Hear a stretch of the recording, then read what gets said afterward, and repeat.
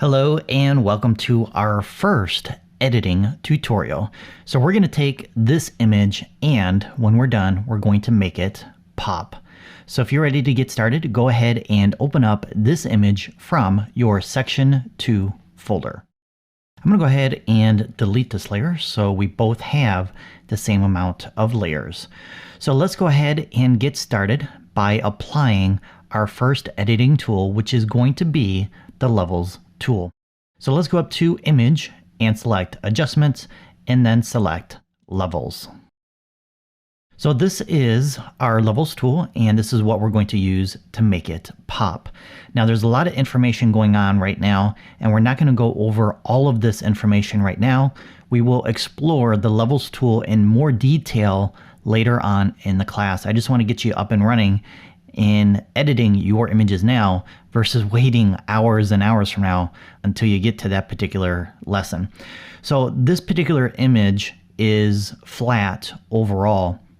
And if we take a look at the histogram, which is right here, we have some peaks and valleys that represents the data and the information for this particular image.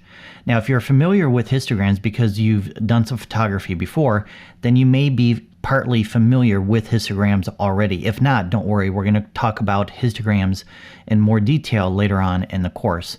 But for now, I just want to concentrate on this particular histogram and explain what's going on.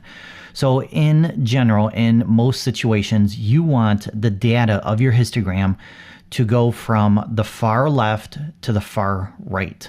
So right now we have a gap right here and a gap right here, and that's what's causing the image to be flat. So once we fill in these gaps, it's going to add contrast to the image and it's going to make that image pop.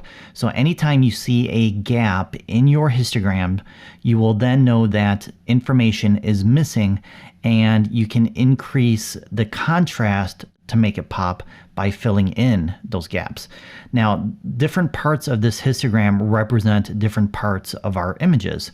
Over on the left side, we have our black points and our shadows.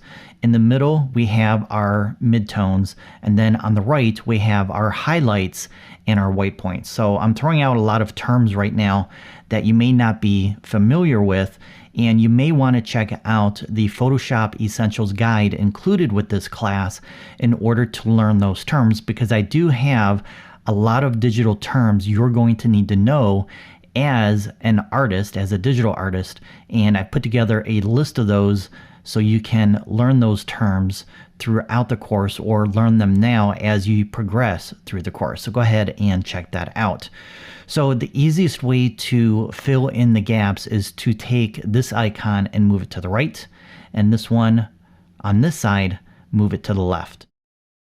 We have some boxes down here. We can type in a specific number if we know exactly where we want to place it, but again, it's easier just to slide this to the right and this one to the left. So this one, of course, is the midtones. We're not going to work with that one in this particular edit. So let's go ahead and click on this icon and drag it to the right until it aligns with the edge of our histogram. We're going to do the same thing with the right side. So that alone increased the contrast and helps make that image pop. But the question is, can we go farther? Yes, we can take this and move it in further, as well as this one, and we're going to make that image pop even more because we're stretching out that histogram and adding contrast in the process.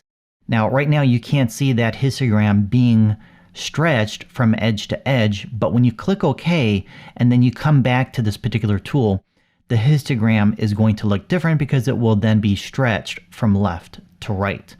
Now, the thing is, the further you go to the left and to the right, you are adding more contrast and you are making that image pop, but you are also degrading the image at the same time, because now all this information on the left of our black point and the right of our white point are being thrown out, and we're losing detail in those parts of the image.